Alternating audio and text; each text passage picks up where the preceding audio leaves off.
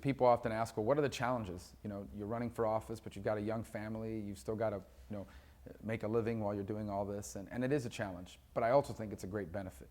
You know, every month I get my mortgage statement, and I read it like all Americans do. I want to see what my interest rate is, I want to see what the escrow payments are on it.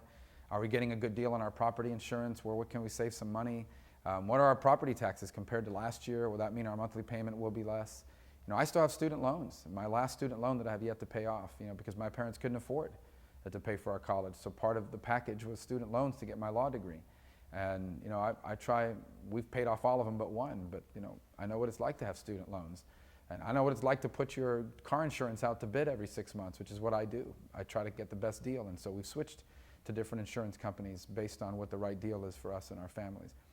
It's a challenge, but it also puts you in touch with what's happening in the real world. When you talk about the issues facing our country, you don't talk about it from the perspective of Wall Street. You talk about it from the perspective of real street, Main Street, the way people are living down the block, not simply financial analysis. That's why I said earlier that the leading economic indicators in America are not our gross domestic product or anything of that nature. It is, how hard is it to get a job? How hard is it to start a business? The harder it is to do either one of those two things, the worse off we are economically. And I know that because I live surrounded by those concerns. Having young children is also great because it puts you in touch with the fact of what the challenges are for their generation. You know, what are they facing? Every day I drop my kids off at school and I realize that the jobs they're probably going to have haven't even been invented yet. That their economic competitors are not kids down the street, but probably kids halfway around the world.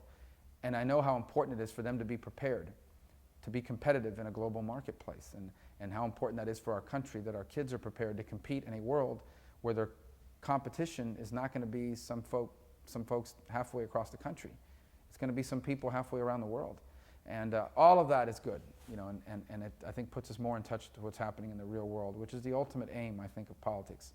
To the extent that we can make politics relevant to day-to-day life, I think that's a good thing.